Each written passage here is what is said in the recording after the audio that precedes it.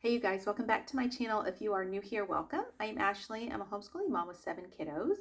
My kids range in age from 13 down to 2. Okay, so this is my second video for the new year. I mentioned in my last video that I just put up that my December was so crazy, actually November and December really, because we traveled for Thanksgiving, like basically cross country. Which was great, but it was just very busy. And so it kind of gave me time to reflect on this past year and things that I want to focus on or continue to focus on. I don't like the word resolution because it is not like a new me every year. It is the same me, just improving and trying to figure out kind of evaluating life in general and in different areas, and what I want to attain and what I want to work towards.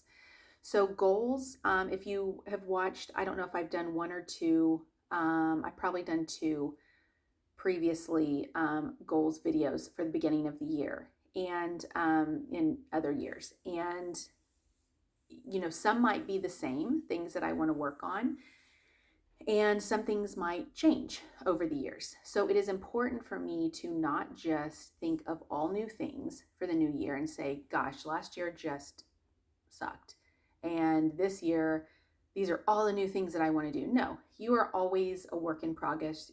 You are always improving yourself. You want to keep on improving yourself without changing who you are necessarily, unless you need to be changed. I don't know.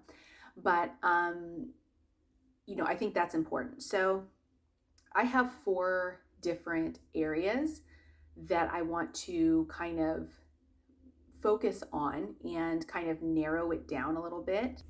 The first one, which I have said before, I think in my last New Year's goals video, was for budgeting, but this year it's a little bit different. So yes, I'm continuing to want to improve in that area. However, I'm doing things a little bit differently. So instead of saying, just putting money aside little by little, not even thinking about the dollar amount for sports, for any other extracurriculars, for school related stuff, for travel, any of that. What I am doing is I am taking it and splitting it up. So for example, my husband gets paid every other week.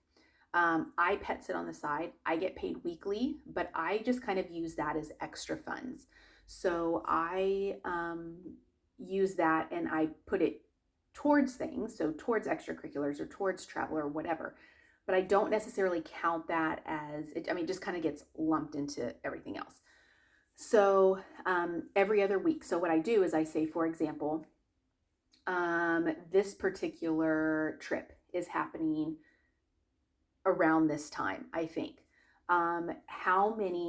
First of all, what's the roundabout or what's an estimate of the dollar amount that I will need for this trip, with gas, with lodging, with any extras, with food. Those are my 4 main things that I kind of divide up in categories when we travel. And what is my cost? What do I think my cost is going to be? And then I take that and I say, how many pay periods are there from that time, working my way backwards to January, if that's when I'm starting. So let's say, I don't know, there's 15. I'm just using a number. There's 15 pay periods, let's say.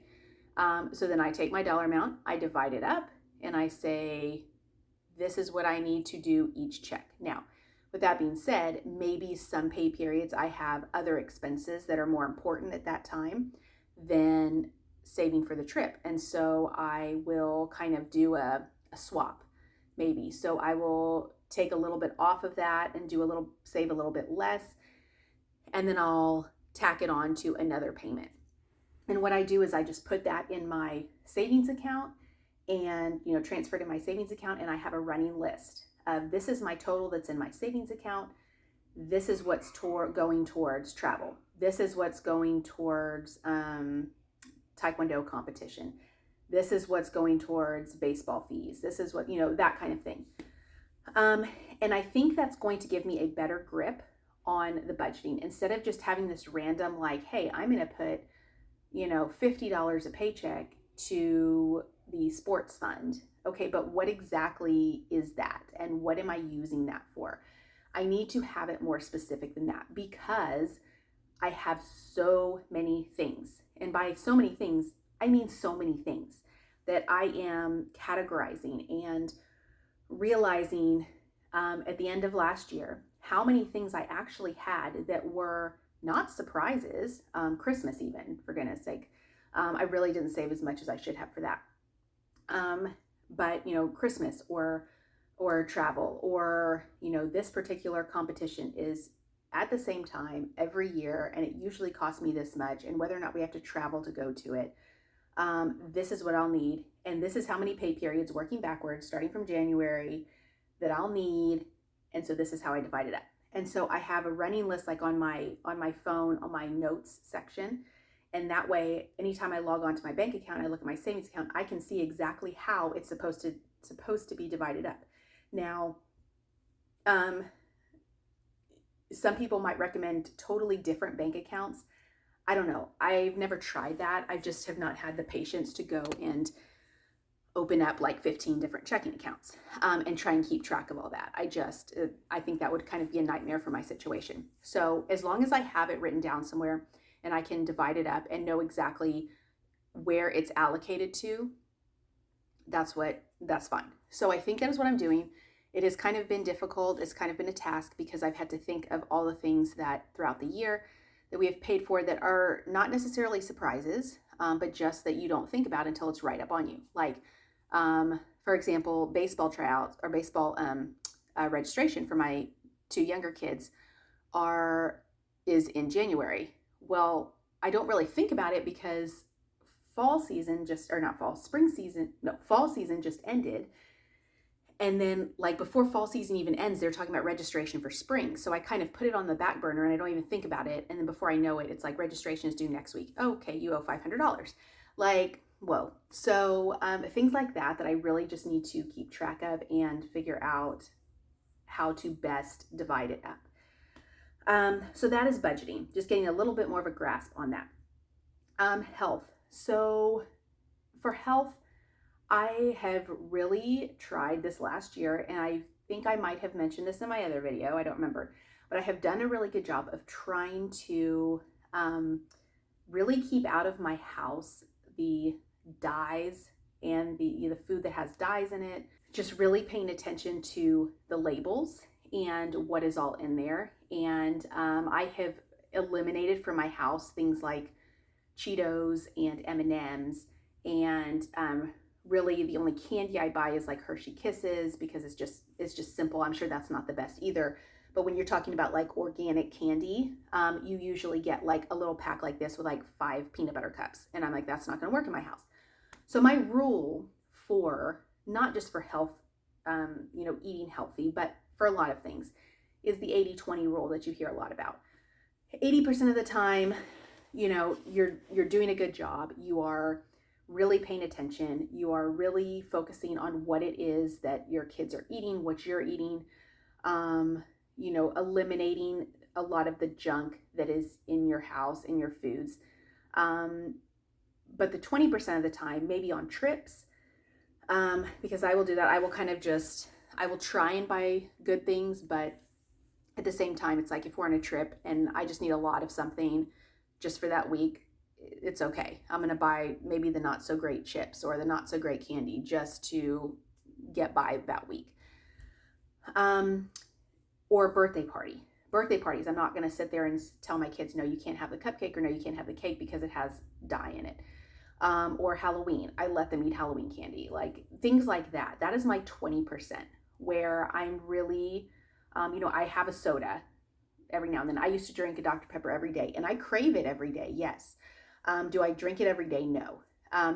Because I've really tried to cut back as best I can and have other options, whether it's juice. I'm not a huge water. If it's water, I have to have like ice.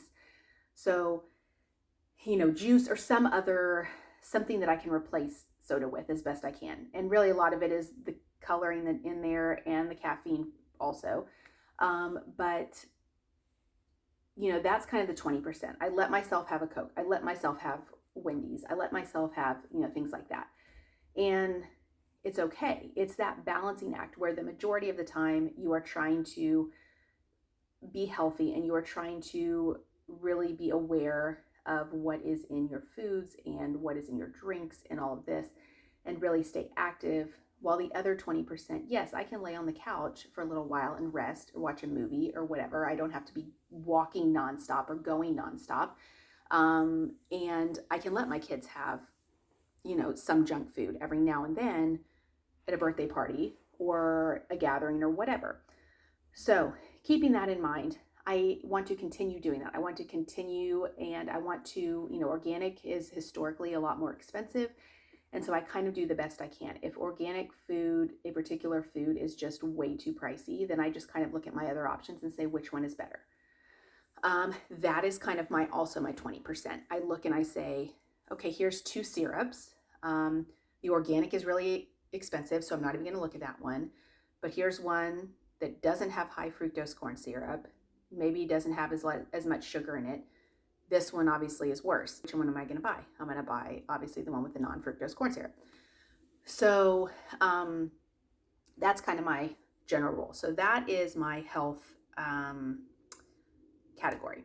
Relational family. I think I've done pretty well with being intentional and kind of being cognizant of,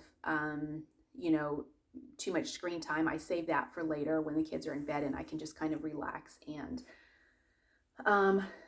wind down and get caught up on things. Now, with that being said, I do check my phone periodically because whether it's doctor's offices or things like that, I do need to check my phone and check messages and things like that. So, on that regard, I do.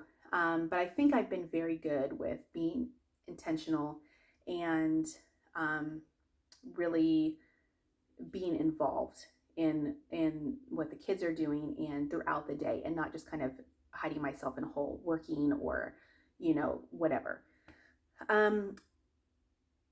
Relational, as far as friendships and as far as reconnecting with family and things like that, we have done really well with that this year. I am very happy with how